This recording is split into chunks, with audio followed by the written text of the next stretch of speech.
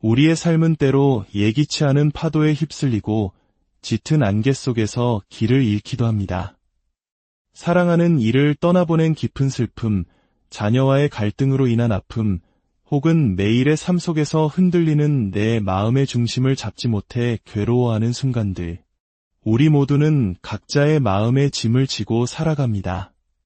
오늘 우리는 그 무거운 짐을 잠시 내려놓고 우리의 마음을 비추는 지혜의 목소리에 귀를 기울여 보고자 합니다. 이 이야기가 당신의 마음에 작은 등불이 되기를 바랍니다.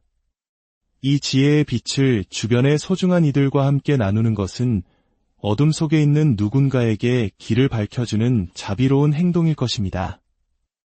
이 영상에 좋아요를 누르고 공유하는 당신의 작은 손길이 더 많은 이들에게 평화와 위안을 전하는 씨앗이 되리라 믿습니다. 얼마 전 아내와 사별하고 홀로 두 아들을 키우고 있는 한 남자의 절절한 사연이 도착했습니다. 그의 목소리에는 참을 수 없는 그리움과 지켜주지 못했다는 미안함이 가득했습니다. 먼저 떠나간 아내 곁으로 가고 싶은 마음뿐입니다. 하지만 남겨진 아이들을 위해 살아가야만 하는 이 현실이 너무나 고달픕니다. 삶이란 한 조각 뜬구름이 일어나며 죽음이란 한 조각 뜬구름이 쓰러짐이라는 경전의 구절을 하루에도 수십 번씩 되뇌며 슬픔을 달래보려 하지만 머리로는 이해가 되어도 가슴에서 솟아오르는 슬픔은 멈추질 않습니다. 눈물을 아무리 쏟아내도 이 슬픔과 그리움은 여전히 시작에 불과한 것 같습니다. 이 생에서는 더 이상 아내를 만날 수 없기에 그저 모든 것을 내려놓고 쉬고 싶은 마음뿐입니다. 저는 어떻게 해야 할까요? 이토록 깊은 슬픔에 잠긴 사람에게 과연 어떤 말이 위로가 될 수 있을까요? 사실 이런 상황에서는 그 어떤 말도 진정한 위로가 되기 어렵습니다. 슬픔이 너무 커서가 아닙니다. 아내가 죽었다는 그 한 가지 생각에 온 마음이 사로잡혀 다른 어떤 소리도 들리지 않고 다른 어떤 것도 보이지 않기 때문입니다. 이와 비슷한 이야기가 2500년 전 부처님 시대에도 있었습니다. 우리에게 깊은 깨달음을 주는 키사고타미라는 여인의 이야기입니다. 가난한 집안의 딸이었던 키사고타미는 아이를 낳지 못하는 부잣집의 아들을 낳아주기 위해 시집을 갔습니다. 그리고 마침내 귀한 아들을 낳았죠. 아들 덕분에 그녀는 온갖 귀한 대접을 받으며 이것이 꿈인가 생시인가 할 정도의 행복을 누렸습니다. 하지만 그 행복은 길지 않았습니다. 금지옥역 갔던 아들이 7살 되던 해에 갑자기 세상을 떠나고 만 것입니다. 자식을 잃은 슬픔과 함께 자신의 모든 행복의 기반이었던 아들의 죽음은 그녀를 미치게 만들었습니다. 그녀는 차갑게 식어버린 아들의 시신을 끌어안고 마을을 헤매며 아들을 살려낼 약을 구하러 다녔습니다. 사람들은 그녀를 미쳤다며 손가락질했지만 그녀의 귀에는 아무것도 들리지 않았습니다. 결국 그녀는 부처님이라면 자신의 아들을 살려주실 것이라는 마지막 희망을 품고 기원정사를 찾아갔습니다. 부처님 앞에 엎드려 통곡하며 아들을 살려달라 애원하는 그녀를 부처님은 가만히 바라보시더니 이렇게 말씀하셨습니다. 여인이여, 아들을 살릴 방법이 있소. 마을로 내려가 지금까지 단 한 사람도 죽은 적이 없는 집을 찾아가 겨자씨 한 줌을 얻어오시오. 단 해가 지기 전까지 가져와야 하오. 키사고타미는 귀가 번쩍 뜨였습니다. 겨자씨 한 줌을 얻는 것은 아주 쉬운 일이라고 생각했죠. 그녀는 이 겨자씨가 분명 내 아들을 살리는 신비로운 약일 것이다 라고 굳게 믿었습니다. 자식을 살릴 수만 있다면 무슨 지딘들 못하겠습니까? 그녀는 한 줄기 희망을 안고 급히 마을로 달려갔습니다. 첫 번째 집의 문을 두드렸습니다. 혹시 겨자씨 한 줌만 주실 수 있겠습니까? 집주인은 흔쾌히 그럼하고 했습니다. 그녀는 기뻐하며 물었습니다. 그런데 이 집에서는 혹시 사람이 죽은 일이 없었는지요? 그러자 집주인은 한숨을 쉬며 말했습니다. 아이고, 3년 전에 저희 할아버지께서 돌아가셨지요. 아, 그러면 안 됩니다. 그녀는 아쉬움을 뒤로하고 다른 집으로 향했습니다. 하지만 가는 곳마다 대답은 같았습니다. 할머니가 돌아가셨다는 집, 어린아이가 며칠 전에 죽었다는 집, 수백 집의 문을 두드렸지만 사랑하는 이를 떠나보내지 않은 집은 단 한 곳도 없었습니다. 점점 해는 저물어가고 희망은 절망으로 바뀌어 갔습니다. 마침내 마지막 집의 문을 두드리며 똑같은 질문을 했을 때 집주인은 어이없다는 듯 소리쳤습니다. 여보시오. 살아있는 사람보다 죽은 사람이 더 많은 법인데 사람이 죽지 않은 집이 세상에 어디 있단 말이오. 그 순간 키사고타미는 거대한 망치로 머리를 맞은 듯한 충격을 받았습니다. 그리고 모든 것을 깨달았습니다. 아, 나만의 슬픔이 아니었구나. 죽음이란 어느 누구도 피할 수 없는 것이구나. 그녀는 더 이상 아들을 살려야 한다는 집착에 매달리지 않았습니다. 얼굴에는 여전히 눈물이 흘렀지만 마음은 놀랍도록 평온해졌습니다. 가벼운 발걸음으로 기원정사에 돌아온 그녀에게 부처님께서 물으셨습니다. 여인이여, 겨자씨는 얻어왔는가? 키사고타미는 고개를 저으며 대답했습니다. 부처님, 이제 겨자씨는 필요 없습니다. 저는 모든 고뇌에서 벗어났습니다. 이것이 바로 부처님의 가르침, 불법의 핵심입니다. 죽은 아들을 살려주는 기적이 불법이 아니라 그것이 죽은 아내이든 남편이든 부모든 혹은 파산이나 질병의 고통이든 그 어떤 고뇌로부터 우리 스스로 벗어나게 해주는 것, 그 마음의 자유를 얻게 하는 것, 그것이 바로 열반이요, 진정한 구원입니다. 지금 아내를 잃고 슬픔에 잠겨있는 남편분도 남편을 갑자기 떠나보낸 아내분도 마찬가지입니다. 그 슬픔의 감옥에 스스로를 가두고 있는 것은 아닐까요? 떠나간 아내가 남편이 당신이 고통스러워하길 바랄까요? 남겨진 아이들이 슬픔에 잠긴 아버지의 모습을 보며 상처받기를 원할까요? 결코 아닐 것입니다. 떠나간 사람은 그 인연이 다하여 떠난 것입니다. 그것은 나의 잘못도 그 사람의 잘못도 아닙니다. 이제 남은 자의 몫은 그 사실을 온전히 받아들이고 남겨진 삶을 충실히 살아내는 것입니다. 특히 아이들이 있다면 그 아이들을 잘 키우는 것이 먼저 간 이에 대한 최고의 사랑이자 예의입니다. 마음속으로 이렇게 기도해 보십시오. 여보, 당신은 이제 모든 고통 없는 좋은 곳으로 갔으리라 믿습니다. 저도 편안한 마음으로 당신을 보내겠습니다. 남겨진 아이들 잘 키우면서 씩씩하게 잘 살겠습니다. 그러니 당신도 부디 평안하소서 이렇게 매일 다짐하고 기도하십시오. 슬픔에 빠져 있는 것은 나에게도, 떠난 이에게도, 남겨진 가족에게도 아무런 도움이 되지 않습니다. 그것은 사랑이 아니라 집착이며 스스로를 올가매는 어리석음일 뿐입니다. 바다는 수많은 파도가 일어났다 사라지지만 바다 자체는 늘 그대로인 것처럼 우리의 삶도 생과 사의 물결이 출렁이는 거대한 생명의 바다와 같습니다. 그 작은 파도 하나에 집착하지 말고 거대한 생명의 바다 전체를 보십시오. 사랑하는 이를 떠나보낼 때는 눈물로 잡지 말고 미소로 안녕히 가십시오라고 말해주어야 합니다. 그것이 진정으로 그를 위한 길이며 나를 위한 길이기도 합니다. 살아있을 때 더 잘해주지 못해 후회가 남는다면 지금부터라도 지혜로워져서 그 슬픔을 오래 간직하지 마십시오. 그것이 진정한 추모입니다. 이제 우리의 시선을 가정 안으로 돌려보겠습니다. 우리의 아이들이 겪는 아픔의 뿌리는 어디에 있을까요?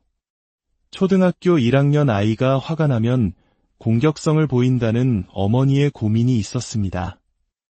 어머니는 자신이 아이를 바꾸려 하기보다 스스로를 바꾸면 아이가 변할 것이라는 지혜로운 생각을 하게 되었습니다. 참으로 옳은 생각입니다. 아이는 부모의 거울입니다. 특히 어린아이에게 어머니는 세상의 전부이며 절대적인 신과도 같은 존재입니다. 부모가, 특히 엄마가 마음의 평화를 잃고 늘 불안하거나 남편과 갈등하며 냉랭한 기운 속에서 살아간다면 아이는 그 기운을 스펀지처럼 흡수합니다. 아이 앞에서 직접 싸우지 않는다 해도 아이들은 그 차가운 공기를 피부로 느낍니다. 그 불안과 긴장이 아이의 내면에 쌓여 공격성이나 문제 행동으로 표출되는 것입니다. 아이가 문제 행동을 보일 때 아이를 야단치기 전에 먼저 내 마음을 들여다보아야 합니다. 내가 남편에게 진심으로 공손하고 따뜻하게 대하고 있는가? 내 마음속에 남편에 대한 원망이나 불만은 없는가? 내가 먼저 변해야 합니다. 내가 남편에게 진심으로 참여하고 따뜻한 마음으로 대할 때 그 온기는 남편에게 전해지고 다시 아이에게로 흘러갑니다. 이것이 가정의 평화를 이루는 선순환입니다. 자식에게 줄 수 있는 최고의 유산은 좋은 학군, 비싼 과외가 아닙니다. 어떤 상황에서도 흔들리지 않는 평온한 마음, 타인을 배려하는 따뜻한 심성을 물려주는 것입니다. 큰딸이 동생을 미워하고 질투한다는 또 다른 어머니의 고민도 마찬가지입니다. 이는 엄마의 사랑을 독차지하다가 동생에게 그 사랑을 빼앗겼다고 느낀 첫째 아이의 깊은 상처에서 비롯된 것입니다. 어른도 사랑을 빼앗기면 질투하고 상처받는데 하물며 어린아이는 오죽하겠습니까? 이것은 엄마가 무지해서 지혜가 부족해서 생긴 일입니다. 아이가 상처를 입은 것이지요. 그 상처가 골마서 동생에 대한 미움으로 학교에서는 친구들을 따돌리는 행동으로 나타나는 것입니다. 지금이라도 그 상처를 알아주고 보듬어 주어야 합니다. 엄마가 너를 덜 사랑해서가 아니라 동생이 너무 어려서 손이 많이 가서 그랬단다. 엄마는 세상에서 우리 큰딸을 가장 사랑해 하고 진심으로 마음을 전하고 더 많이 안아주십시오. 아이의 마음속 상처를 치유하는 것은 부모의 진심 어린 사랑과 지혜뿐입니다. 마지막으로 우리 자신의 마음에 대한 이야기입니다. 어떤 분은 마음이 늘 갈대처럼 흔들리고 약해져서 괴롭다고 했습니다. 하지만 원래 마음의 성질이 그렇습니다. 마음이란 본래 경계를 따라 수시로 흔들리는 것입니다. 좋은 것을 보면 갖고 싶고, 싫은 소리를 들으면 화가 나고, 아름다운 사람을 보면 마음이 동하는 것. 이것이 마음의 자연스러운 모습입니다. 이 흔들리는 마음을 흔들리면 안 돼 하고 억누르려 하기 때문에 번뇌가 생기는 것입니다. 중요한 것은 흔들리지 않으려는 노력이 아니라 내 마음이 또 이렇게 흔들리는구나 하고 그저 알아차리는 것입니다. 마치 강둑에 앉아 강물의 흐름을 지켜보듯 내 마음의 흔들림을 가만히 지켜보십시오. 그 흔들림에 빠져서 함께 떠내려가지 말고 그저 바라보는 것입니다. 욕심이 일어나는구나. 화가 치미는구나. 슬픔이 밀려오는구나. 이렇게 알아차리는 순간 우리는 그 감정의 주인이 될 수 있습니다. 알아차림이 바로 곱비입니다. 알아차림이 있을 때 우리는 감정의 노예가 아니라 주인이 되어 지혜로운 선택을 할 수 있습니다. 우리는 살면서 수많은 결심을 합니다. 하지만 작심삼일이라는 말처럼 그 결심은 쉽게 무너집니다. 그것은 의지가 약해서가 아니라 마음의 성질을 모르기 때문입니다. 이제부터는 굳게 결심하기보다 부드럽게 알아차리는 연습을 해보십시오. 그것이 훨씬 더 강력한 힘을 발휘할 것입니다. 깨달음이란 멀리 있는 것이 아닙니다. 내 생각 때문에 내가 괴로운 줄 아는 것, 나의 어리석음을 보는 것이 바로 깨달음의 시작입니다. 그 시작점에 섰다면 설령의 습관으로 되돌아가더라도 스스로를 자책하거나 실망하지 마십시오. 넘어져도 괜찮습니다. 다시 일어나면 됩니다. 잘못했다는 것을 알았다면 그 과보를 기꺼이 받고 다음에는 같은 실수를 반복하지 않겠다고 원을 세우면 됩니다. 후회와 자책은 아무런 도움이 되지 않습니다. 우리 인생의 주인은 바로 나 자신입니다. 부처님의 가르침은 길을 알려주는 지도와 같을 뿐 그 길을 걷는 것은 오롯이 우리의 몫입니다. 오늘 이 이야기들이 여러분의 삶의 여정에 작은 이정표가 되기를 바랍니다. 흔들리는 마음을 원망하는 대신 따뜻하게 바라봐주고 타인의 허물을 탓하기 전에 나의 내면을 먼저 살피는 지혜가 여러분과 우리의 삶은 때로 예기치 않은 파도에 휩쓸리고 짙은 안개 속에서 길을 잃기도 합니다. 사랑하는 이를 떠나보낸 깊은 슬픔, 자녀와의 갈등으로 인한 아픔, 혹은 매일의 삶 속에서 흔들리는 내 마음의 중심을 잡지 못해 괴로워하는 순간들. 우리 모두는 각자의 마음의 짐을 지고 살아갑니다.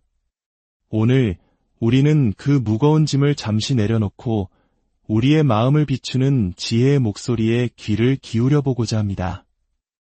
이 이야기가 당신의 마음에 작은 등불이 되기를 바랍니다. 이 지혜의 빛을 주변의 소중한 이들과 함께 나누는 것은 어둠 속에 있는 누군가에게 길을 밝혀주는 자비로운 행동일 것입니다.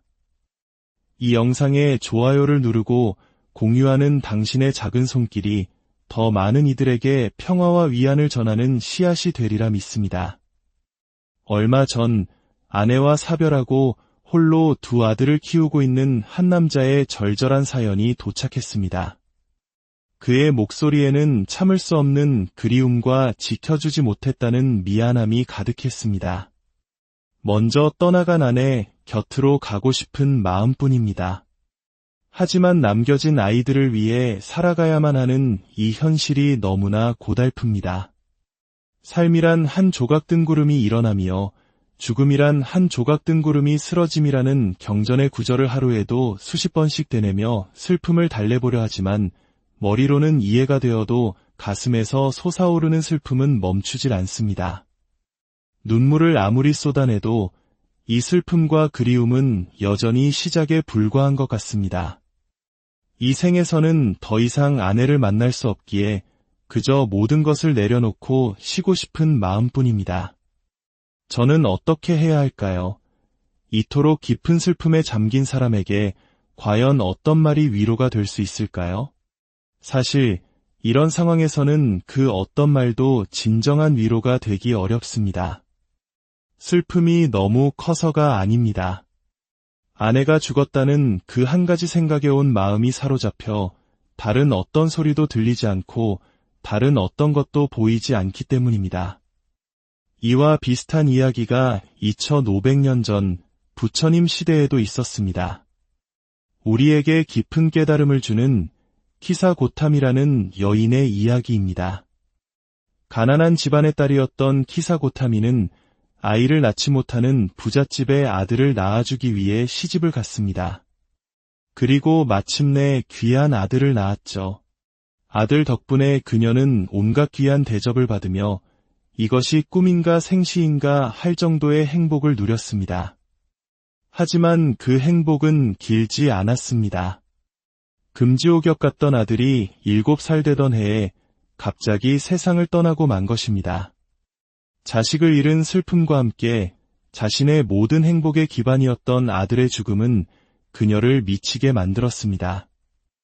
그녀는 차갑게 식어버린 아들의 시신을 끌어안고 마을을 헤매며 아들을 살려낼 약을 구하러 다녔습니다. 사람들은 그녀를 미쳤다며 손가락질했지만 그녀의 귀에는 아무것도 들리지 않았습니다. 결국 그녀는 부처님이라면 자신의 아들을 살려주실 것이라는 마지막 희망을 품고 기원정사를 찾아갔습니다. 부처님 앞에 엎드려 통곡하며 아들을 살려달라 애원하는 그녀를 부처님은 가만히 바라보시더니 이렇게 말씀하셨습니다. 여인이여, 아들을 살릴 방법이 있소. 마을로 내려가 지금까지 단 한 사람도 죽은 적이 없는 집을 찾아가 겨자씨 한 줌을 얻어오시오. 단 해가 지기 전까지 가져와야 하오. 키사고타미는 귀가 번쩍 뜨였습니다. 겨자씨 한 줌을 얻는 것은 아주 쉬운 일이라고 생각했죠. 그녀는 이 겨자씨가 분명 내 아들을 살리는 신비로운 약일 것이다. 라고 굳게 믿었습니다. 자식을 살릴 수만 있다면 무슨 지딘들 못하겠습니까? 그녀는 한 줄기 희망을 안고 급히 마을로 달려갔습니다. 첫 번째 집의 문을 두드렸습니다. 혹시 겨자씨 한 줌만 주실 수 있겠습니까? 집주인은 흔쾌히 그럼하고 했습니다. 그녀는 기뻐하며 물었습니다. 그런데 이 집에서는 혹시 사람이 죽은 일이 없었는지요? 그러자 집주인은 한숨을 쉬며 말했습니다. 아이고, 3년 전에 저희 할아버지께서 돌아가셨지요. 아, 그러면 안 됩니다. 그녀는 아쉬움을 뒤로하고 다른 집으로 향했습니다. 하지만 가는 곳마다 대답은 같았습니다. 할머니가 돌아가셨다는 집, 어린아이가 며칠 전에 죽었다는 집, 수백 집의 문을 두드렸지만 사랑하는 이를 떠나보내지 않은 집은 단 한 곳도 없었습니다. 점점 해는 저물어가고 희망은 절망으로 바뀌어 갔습니다.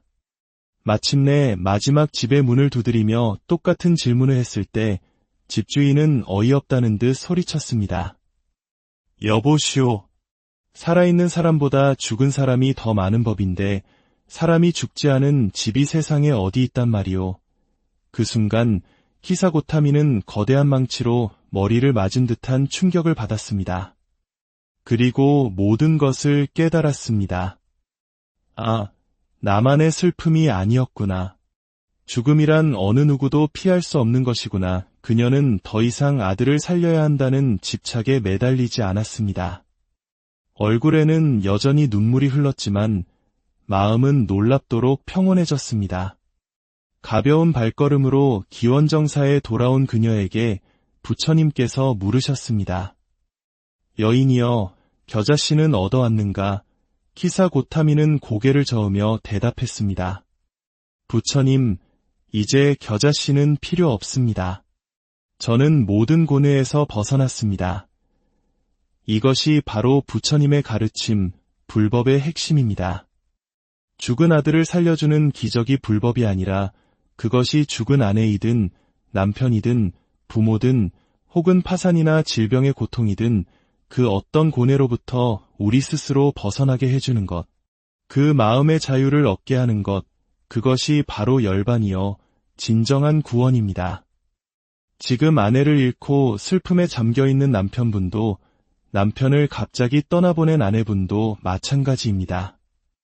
그 슬픔의 감옥에 스스로를 가두고 있는 것은 아닐까요? 떠나간 아내가 남편이 당신이 고통스러워하길 바랄까요?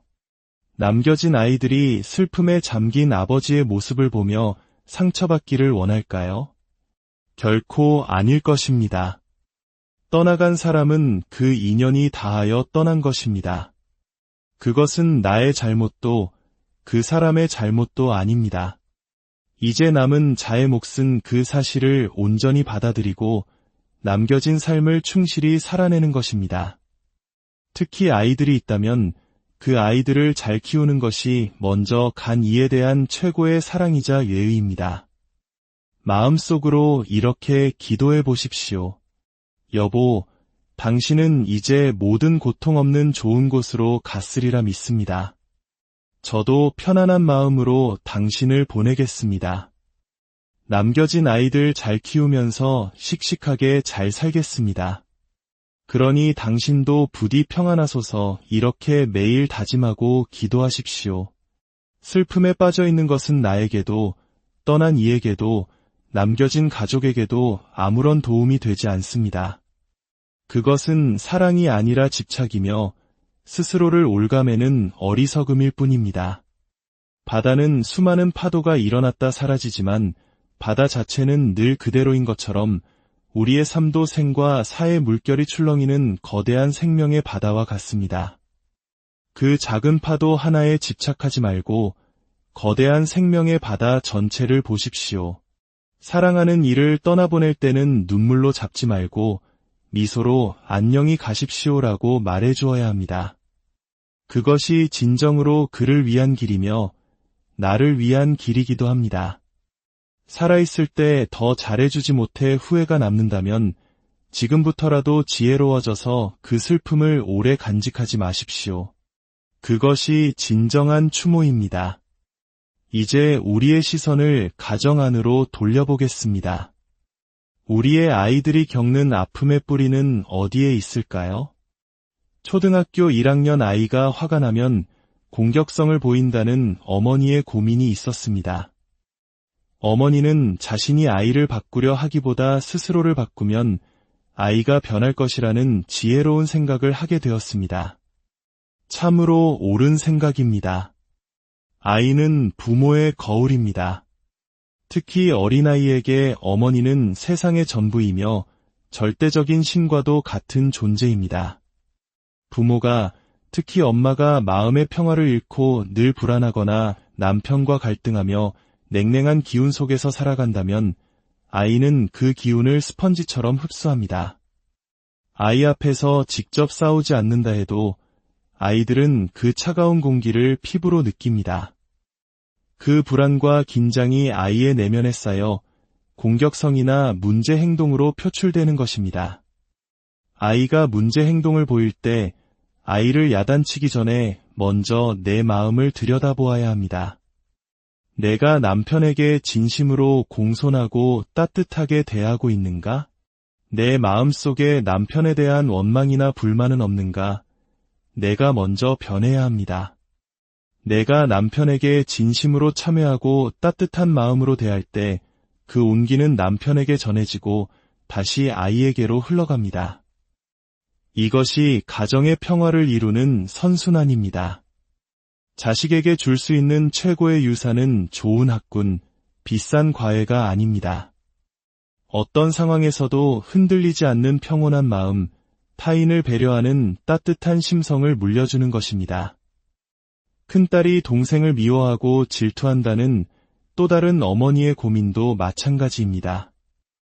이는 엄마의 사랑을 독차지하다가 동생에게 그 사랑을 빼앗겼다고 느낀 첫째 아이의 깊은 상처에서 비롯된 것입니다. 어른도 사랑을 빼앗기면 질투하고 상처받는데 하물며 어린아이는 오죽하겠습니까? 이것은 엄마가 무지해서 지혜가 부족해서 생긴 일입니다. 아이가 상처를 입은 것이지요. 그 상처가 골마서 동생에 대한 미움으로 학교에서는 친구들을 따돌리는 행동으로 나타나는 것입니다. 지금이라도 그 상처를 알아주고 보듬어 주어야 합니다. 엄마가 너를 덜 사랑해서가 아니라 동생이 너무 어려서 손이 많이 가서 그랬단다. 엄마는 세상에서 우리 큰딸을 가장 사랑해 하고 진심으로 마음을 전하고 더 많이 안아주십시오. 아이의 마음속 상처를 치유하는 것은 부모의 진심 어린 사랑과 지혜뿐입니다. 마지막으로 우리 자신의 마음에 대한 이야기입니다. 어떤 분은 마음이 늘 갈대처럼 흔들리고 약해져서 괴롭다고 했습니다. 하지만 원래 마음의 성질이 그렇습니다. 마음이란 본래 경계를 따라 수시로 흔들리는 것입니다. 좋은 것을 보면 갖고 싶고, 싫은 소리를 들으면 화가 나고, 아름다운 사람을 보면 마음이 동하는 것. 이것이 마음의 자연스러운 모습입니다. 이 흔들리는 마음을 흔들리면 안 돼 하고 억누르려 하기 때문에 번뇌가 생기는 것입니다. 중요한 것은 흔들리지 않으려는 노력이 아니라 내 마음이 또 이렇게 흔들리는구나 하고 그저 알아차리는 것입니다. 마치 강둑에 앉아 강물의 흐름을 지켜보듯 내 마음의 흔들림을 가만히 지켜보십시오. 그 흔들림에 빠져서 함께 떠내려가지 말고 그저 바라보는 것입니다. 욕심이 일어나는구나. 화가 치미는구나. 슬픔이 밀려오는구나. 이렇게 알아차리는 순간 우리는 그 감정의 주인이 될 수 있습니다. 알아차림이 바로 고삐입니다. 알아차림이 있을 때 우리는 감정의 노예가 아니라 주인이 되어 지혜로운 선택을 할 수 있습니다.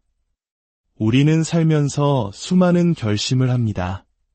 하지만 작심삼일이라는 말처럼 그 결심은 쉽게 무너집니다.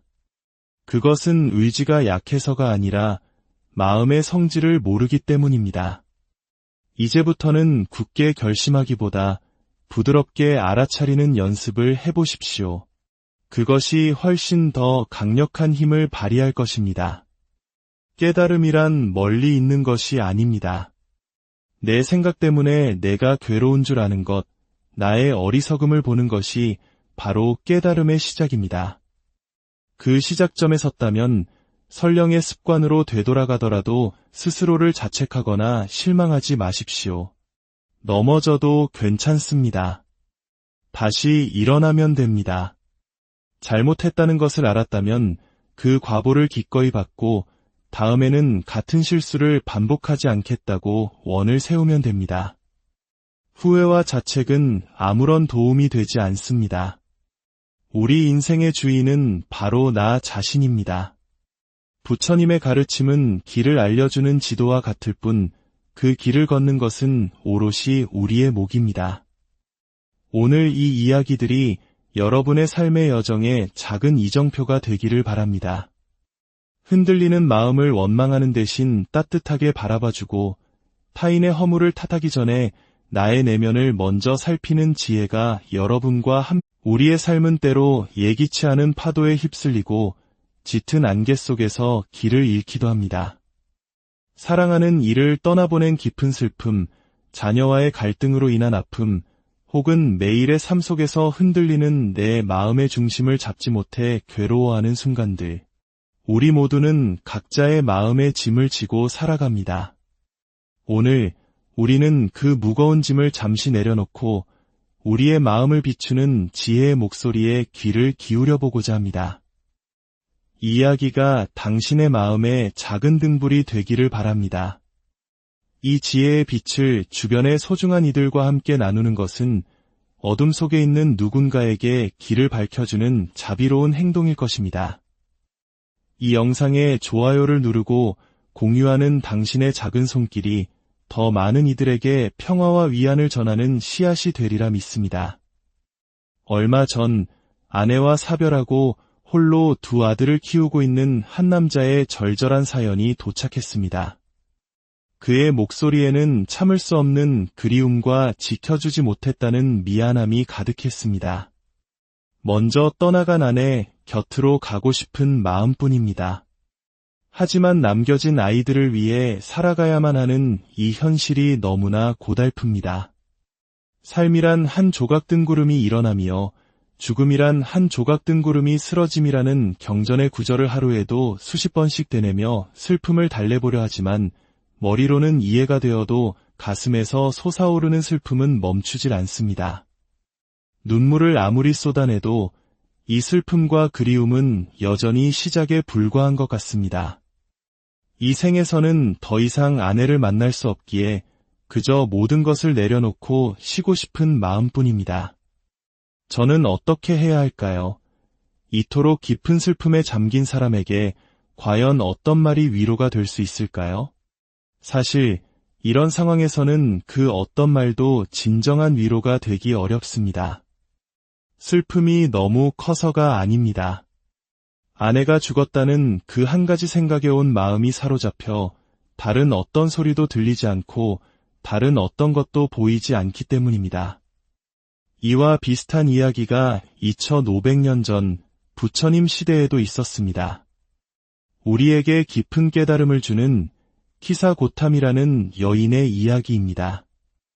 가난한 집안의 딸이었던 키사고타미는 아이를 낳지 못하는 부잣집의 아들을 낳아주기 위해 시집을 갔습니다. 그리고 마침내 귀한 아들을 낳았죠. 아들 덕분에 그녀는 온갖 귀한 대접을 받으며 이것이 꿈인가 생시인가 할 정도의 행복을 누렸습니다. 하지만 그 행복은 길지 않았습니다. 금지옥역 갔던 아들이 7살 되던 해에 갑자기 세상을 떠나고 만 것입니다. 자식을 잃은 슬픔과 함께 자신의 모든 행복의 기반이었던 아들의 죽음은 그녀를 미치게 만들었습니다. 그녀는 차갑게 식어버린 아들의 시신을 끌어안고 마을을 헤매며 아들을 살려낼 약을 구하러 다녔습니다. 사람들은 그녀를 미쳤다며 손가락질했지만 그녀의 귀에는 아무것도 들리지 않았습니다. 결국 그녀는 부처님이라면 자신의 아들을 살려주실 것이라는 마지막 희망을 품고 기원정사를 찾아갔습니다. 부처님 앞에 엎드려 통곡하며 아들을 살려달라 애원하는 그녀를 부처님은 가만히 바라보시더니 이렇게 말씀하셨습니다. 여인이여, 아들을 살릴 방법이 있소. 마을로 내려가 지금까지 단 한 사람도 죽은 적이 없는 집을 찾아가 겨자씨 한 줌을 얻어오시오. 단 해가 지기 전까지 가져와야 하오. 키사고타미는 귀가 번쩍 뜨였습니다. 겨자씨 한 줌을 얻는 것은 아주 쉬운 일이라고 생각했죠. 그녀는 이 겨자씨가 분명 내 아들을 살리는 신비로운 약일 것이다 라고 굳게 믿었습니다. 자식을 살릴 수만 있다면 무슨 지딘들 못하겠습니까? 그녀는 한 줄기 희망을 안고 급히 마을로 달려갔습니다. 첫 번째 집의 문을 두드렸습니다. 혹시 겨자씨 한 줌만 주실 수 있겠습니까? 집주인은 흔쾌히 그럼하고 했습니다. 그녀는 기뻐하며 물었습니다. 그런데 이 집에서는 혹시 사람이 죽은 일이 없었는지요? 그러자 집주인은 한숨을 쉬며 말했습니다. 아이고, 3년 전에 저희 할아버지께서 돌아가셨지요. 아, 그러면 안 됩니다. 그녀는 아쉬움을 뒤로하고 다른 집으로 향했습니다. 하지만 가는 곳마다 대답은 같았습니다. 할머니가 돌아가셨다는 집, 어린아이가 며칠 전에 죽었다는 집, 수백 집의 문을 두드렸지만 사랑하는 이를 떠나보내지 않은 집은 단 한 곳도 없었습니다. 점점 해는 저물어가고 희망은 절망으로 바뀌어 갔습니다. 마침내 마지막 집의 문을 두드리며 똑같은 질문을 했을 때 집주인은 어이없다는 듯 소리쳤습니다. 여보시오. 살아있는 사람보다 죽은 사람이 더 많은 법인데 사람이 죽지 않은 집이 세상에 어디 있단 말이오. 그 순간 키사고타미는 거대한 망치로 머리를 맞은 듯한 충격을 받았습니다. 그리고 모든 것을 깨달았습니다. 아, 나만의 슬픔이 아니었구나. 죽음이란 어느 누구도 피할 수 없는 것이구나. 그녀는 더 이상 아들을 살려야 한다는 집착에 매달리지 않았습니다. 얼굴에는 여전히 눈물이 흘렀지만 마음은 놀랍도록 평온해졌습니다. 가벼운 발걸음으로 기원정사에 돌아온 그녀에게 부처님께서 물으셨습니다. 여인이여, 겨자씨는 얻어왔는가? 키사고타미는 고개를 저으며 대답했습니다. 부처님, 이제 겨자씨는 필요 없습니다. 저는 모든 고뇌에서 벗어났습니다. 이것이 바로 부처님의 가르침, 불법의 핵심입니다. 죽은 아들을 살려주는 기적이 불법이 아니라 그것이 죽은 아내이든 남편이든 부모든 혹은 파산이나 질병의 고통이든 그 어떤 고뇌로부터 우리 스스로 벗어나게 해주는 것, 그 마음의 자유를 얻게 하는 것, 그것이 바로 열반이요 진정한 구원입니다. 지금 아내를 잃고 슬픔에 잠겨있는 남편분도 남편을 갑자기 떠나보낸 아내분도 마찬가지입니다. 그 슬픔의 감옥에 스스로를 가두고 있는 것은 아닐까요? 떠나간 아내가 남편이 당신이 고통스러워하길 바랄까요? 남겨진 아이들이 슬픔에 잠긴 아버지의 모습을 보며 상처받기를 원할까요? 결코 아닐 것입니다. 떠나간 사람은 그 인연이 다하여 떠난 것입니다. 그것은 나의 잘못도 그 사람의 잘못도 아닙니다. 이제 남은 자의 몫은 그 사실을 온전히 받아들이고 남겨진 삶을 충실히 살아내는 것입니다. 특히 아이들이 있다면 그 아이들을 잘 키우는 것이 먼저 간 이에 대한 최고의 사랑이자 예의입니다. 마음속으로 이렇게 기도해 보십시오. 여보, 당신은 이제 모든 고통 없는 좋은 곳으로 갔으리라 믿습니다. 저도 편안한 마음으로 당신을 보내겠습니다. 남겨진 아이들 잘 키우면서 씩씩하게 잘 살겠습니다. 그러니 당신도 부디 평안하소서 이렇게 매일 다짐하고 기도하십시오.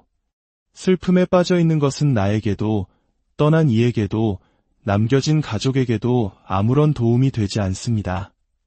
그것은 사랑이 아니라 집착이며 스스로를 옭아매는 어리석음일 뿐입니다. 바다는 수많은 파도가 일어났다 사라지지만 바다 자체는 늘 그대로인 것처럼 우리의 삶도 생과 사의 물결이 출렁이는 거대한 생명의 바다와 같습니다. 그 작은 파도 하나에 집착하지 말고 거대한 생명의 바다 전체를 보십시오. 사랑하는 이를 떠나보낼 때는 눈물로 잡지 말고 미소로 안녕히 가십시오라고 말해주어야 합니다. 그것이 진정으로 그를 위한 길이며 나를 위한 길이기도 합니다. 살아있을 때 더 잘해주지 못해 후회가 남는다면 지금부터라도 지혜로워져서 그 슬픔을 오래 간직하지 마십시오. 그것이 진정한 추모입니다. 이제 우리의 시선을 가정 안으로 돌려보겠습니다. 우리의 아이들이 겪는 아픔의 뿌리는 어디에 있을까요? 초등학교 1학년 아이가 화가 나면 공격성을 보인다는 어머니의 고민이 있었습니다. 어머니는 자신이 아이를 바꾸려 하기보다 스스로를 바꾸면 아이가 변할 것이라는 지혜로운 생각을 하게 되었습니다.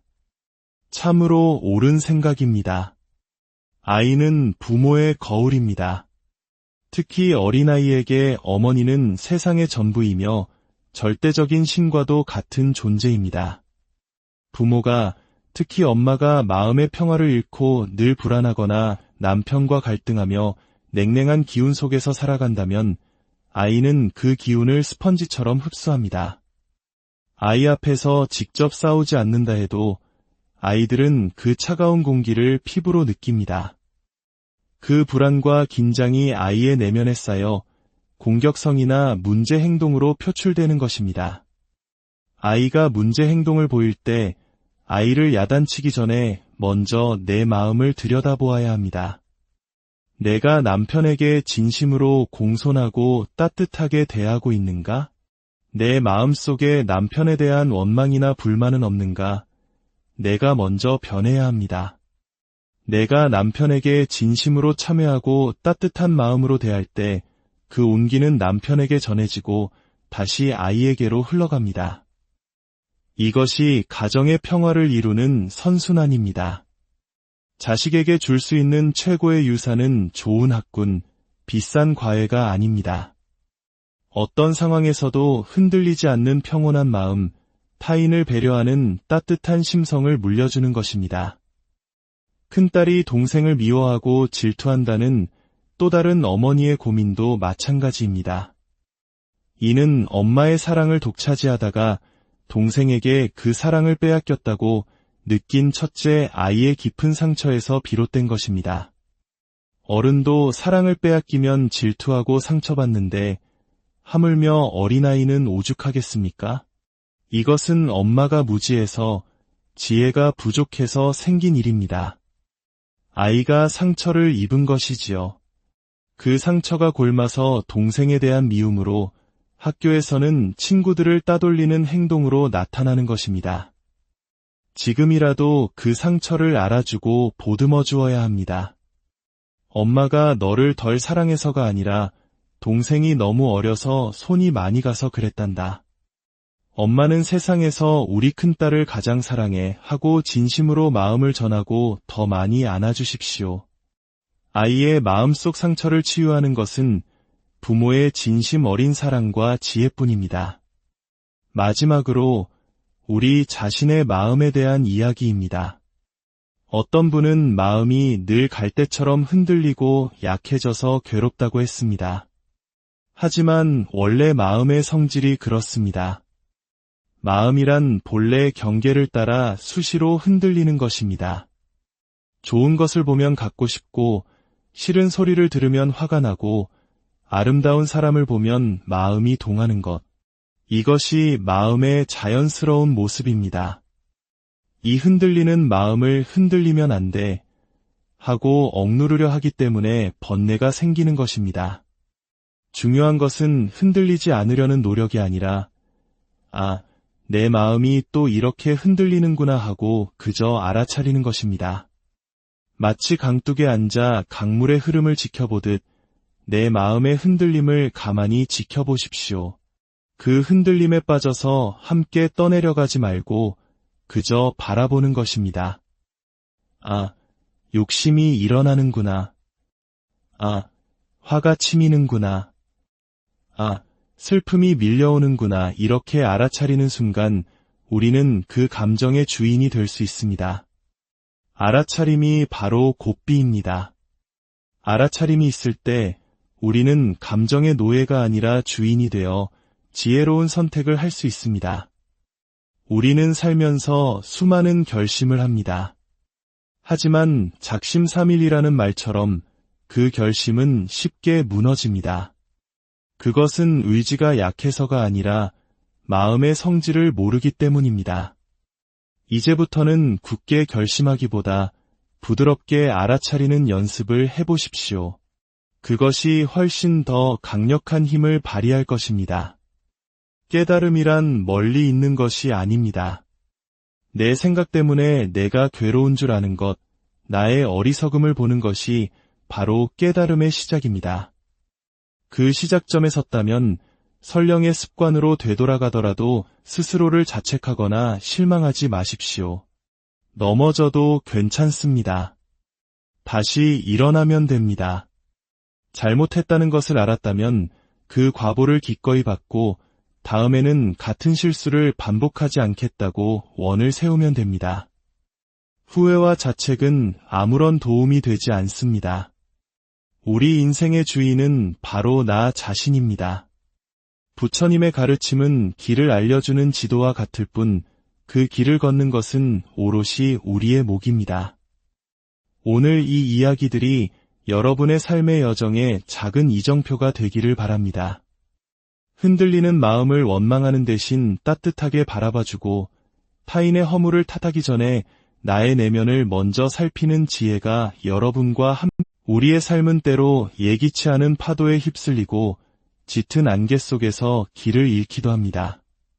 사랑하는 이를 떠나보낸 깊은 슬픔, 자녀와의 갈등으로 인한 아픔, 혹은 매일의 삶 속에서 흔들리는 내 마음의 중심을 잡지 못해 괴로워하는 순간들. 우리 모두는 각자의 마음의 짐을 지고 살아갑니다.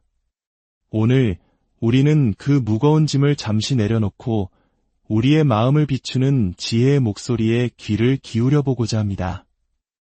이 이야기가 당신의 마음에 작은 등불이 되기를 바랍니다.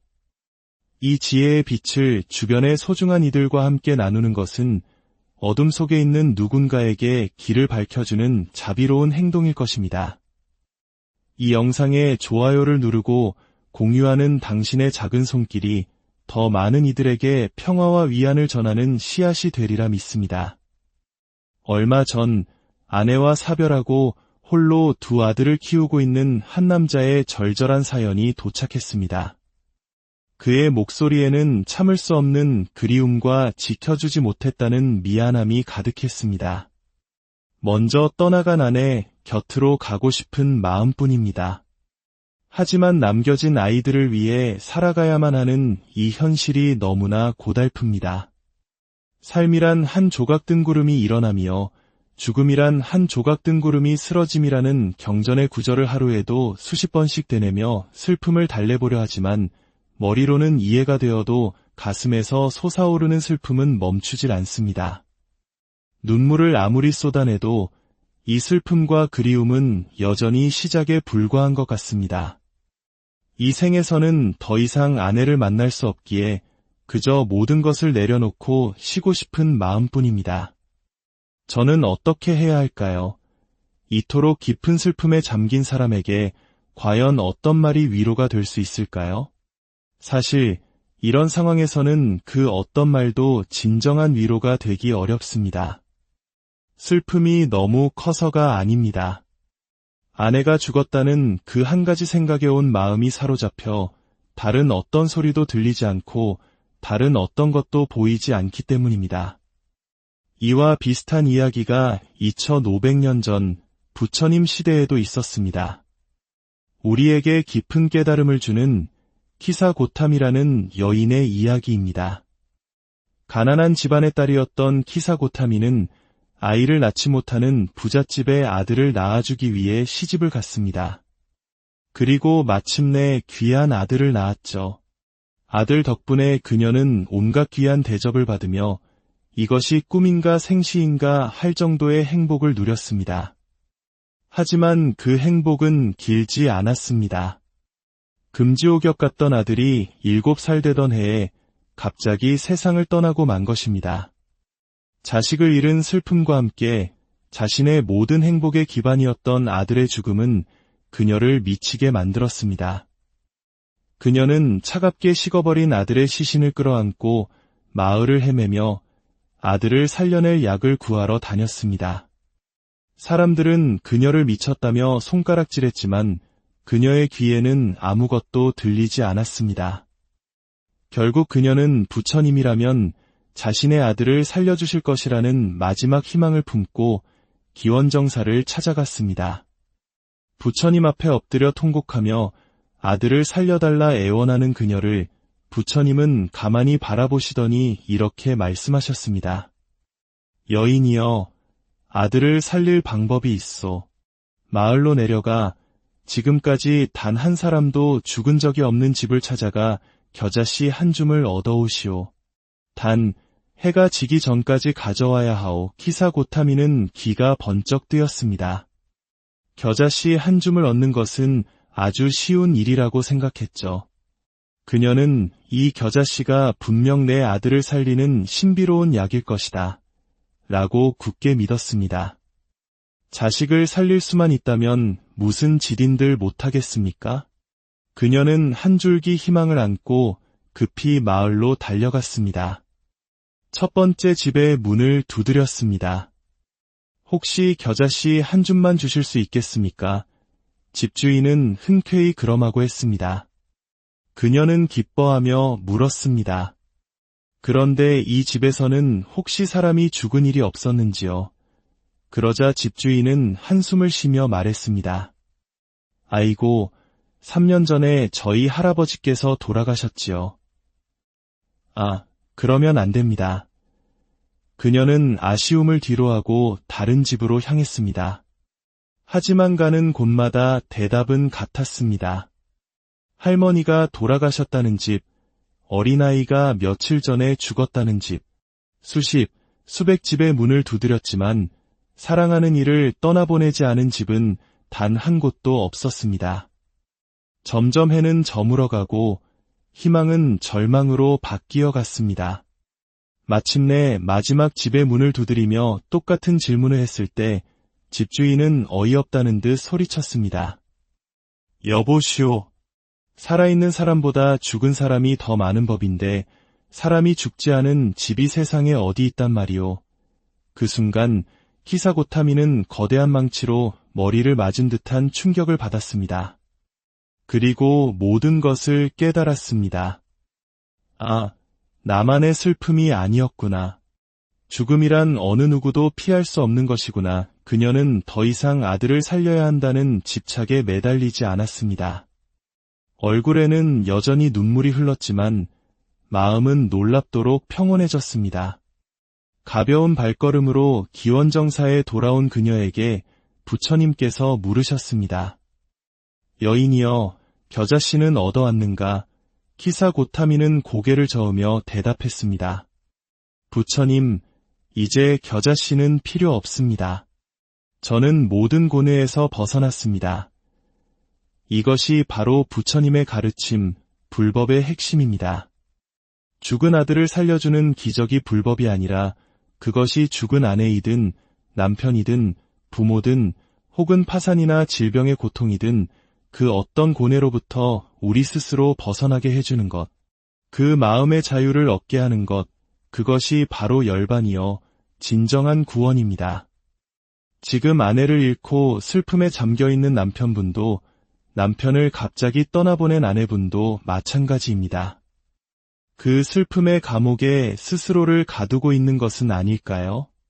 떠나간 아내가 남편이 당신이 고통스러워하길 바랄까요? 남겨진 아이들이 슬픔에 잠긴 아버지의 모습을 보며 상처받기를 원할까요?